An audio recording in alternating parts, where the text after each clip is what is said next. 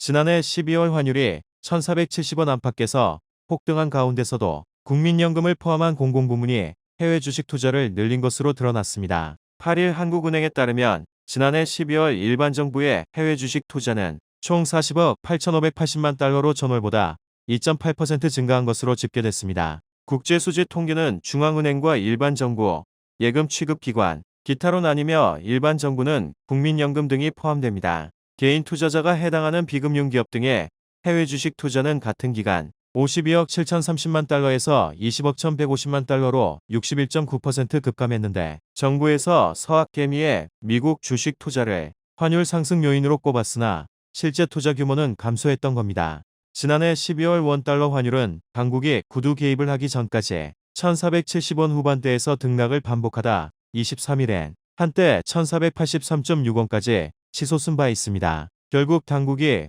환율 안정을 주문하던 상황에서 공공부문이 달러 수급에 악영향을 줄 해외 투자를 늘리고 정부는 서학개미 탓을 했던 겁니다. 환율 급등 국면에서 공공부문이 해외 주식 투자를 확대할 경우 달러 수요가 추가로 발생해 외환시장 변동성을 키울 가능성이 있습니다. 이는 정책당국의 환율 안정 메시지와 충돌하며 정책 신뢰도를 약화시키고 시장 참여자의 기대 형성을 왜곡할 수 있습니다. 특히 민간 자본 유출이 줄어든 상황에서 공공자금이 외화 유출을 주도하면 원화 약세 압력이 구조적으로 고착될 위험이 있으며 향후 외환 보유액 방어 비용 증가와 금리, 자본 흐름 관리 부담 확대라는 부작용으로 이어질 가능성이 있습니다. 최근 국내 증시가 급락하는 가운데 외국인 투자자들이 연이틀 조단위 순매도에 나서며 시장 불안이 확대되고 있습니다. 단순한 차익 실현을 넘어 이번 매도 흐름의 핵심 배경으로는 원달러 환율 급등에 따른 환차손 리스크 확대가 지목됩니다. 외국인 투자자 입장에서 한국 주식 투자 수익은 주가 상승뿐 아니라 환율 변동에 크게 좌우됩니다. 원화 가치가 급락해 환율이 상승하면 주가가 유지되더라도 달러 기준 환산 수익률이 훼손됩니다. 원화 표시 자산을 매도의 달러로 환전할 때 원화 약세가 심화하면 실질 회수 가치가 줄어드는 구조입니다. 이 때문에 환율이 급등하는 구간에서는 외국인 자금이 위험자산 비중을 줄이고 선제적으로 이탈하는 경향이 반복되어 왔습니다. 미국 고금리 장기화 전망 속의 달러 자산 매력도가 높아진 반면 한국은 성장 모멘텀 약화가 겹치며 상대적 투자 매력도가 약화됐다는 평가가 나옵니다. 여기에 외환시장 변동성이 확대되면 해지 비용까지 상승해 외국인 입장에서는 보유 포지션 유지 자체가 부담이 되는 환경이 조성됐습니다. 결과적으로 환율 급등, 외국인 순매도, 증시 하락, 추가 환율 상승으로 이어지는 악순환고리가 형성될 우려마저 나옵니다. 외국인 자금 유출은 주식시장 수급을 악화시키는 동시에 달러 수요를 자극해 환율을 다시 끌어올리는 방향으로 작용할 수 있기 때문입니다. 결국 환율 안정 여부가 외국인 수급의 방향성을 결정짓는 핵심 변수로 보입니다. 하지만 원화 변동성이 진정되지 않는다면 외국인 매도 압력은 추가로 확대될 수 있어 국내 증시는 환율 흐름에 민감하게 연동되는 장세가 이어질 전망입니다.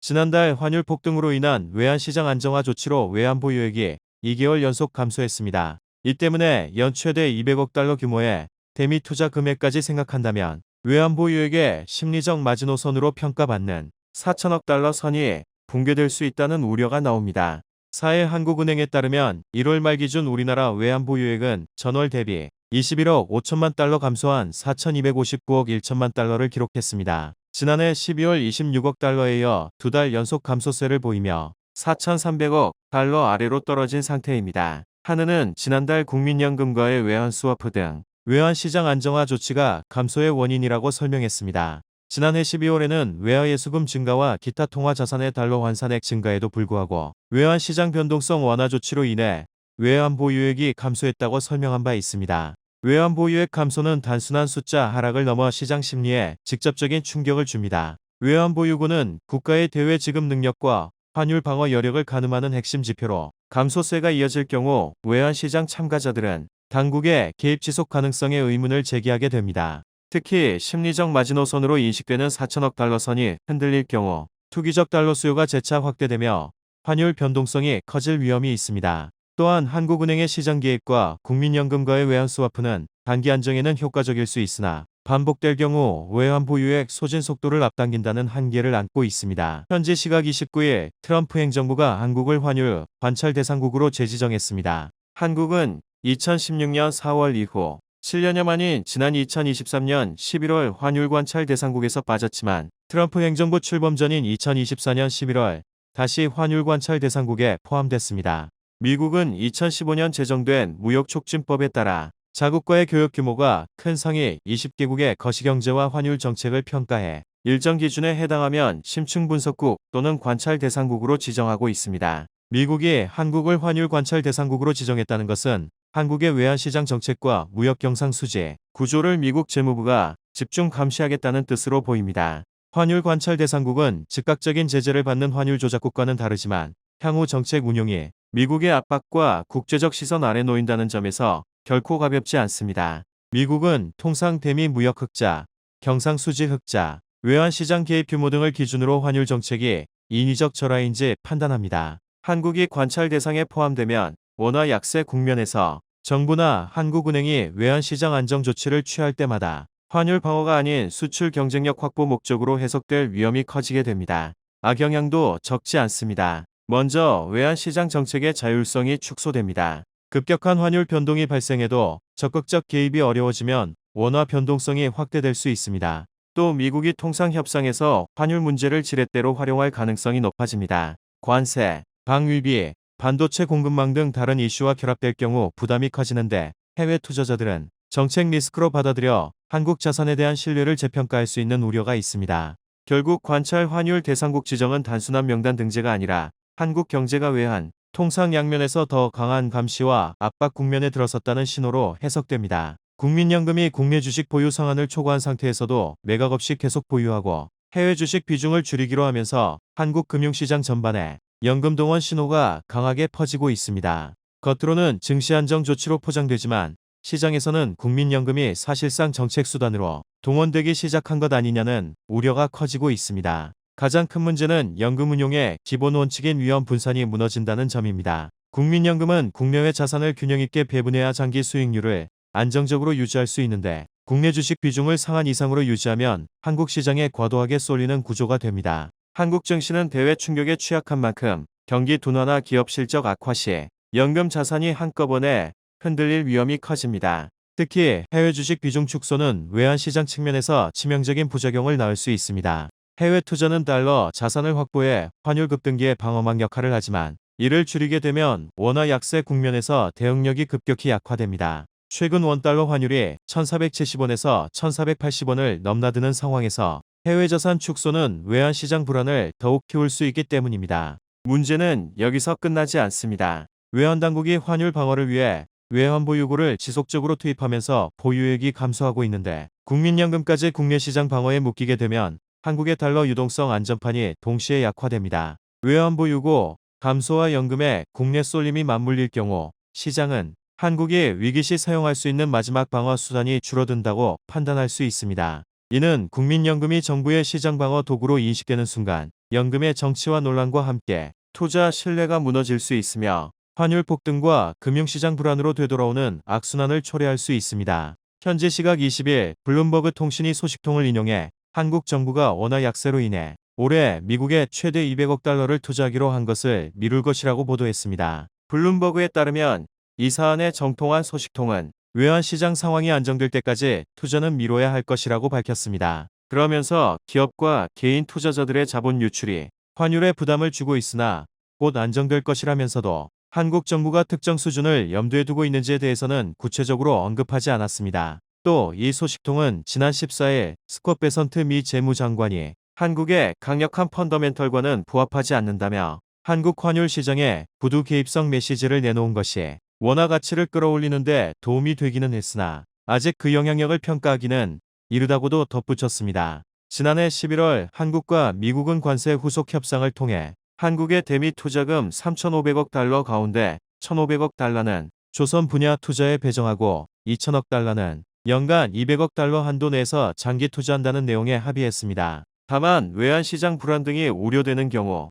납입식이나 규모 조정을 요구할 수 있도록 하는 장치가 마련은 되어 있습니다. 하지만 가뜩이나 정부의 대규모 재정 지출과 자본 유출 압력 속에 외환시장의 불안정성이 커지고 있는 상황에서 원화 약세로 대미 투자까지 첫 해부터 축소될 경우 한미 신뢰 약화와 투자 일정 불확실성이 커지고 환율 방어 부담이 확대돼 금융시장 변동성이 한층 증폭될 우려가 있습니다. 21일 오전 6시 45분께 원달러 환율이 한때 1480.78원을 기록하며 외환당국의 개입에도 환율 폭등세가 멈추지 않는 모습을 보였습니다. 외환당국의 연이은 시장 개입과 국민연금까지 동원한 환율 방어에도 불구하고 상승세가 꺾이지 않으면서 단기 대응의 한계와 구조적 리스크가 동시에 드러나고 있습니다.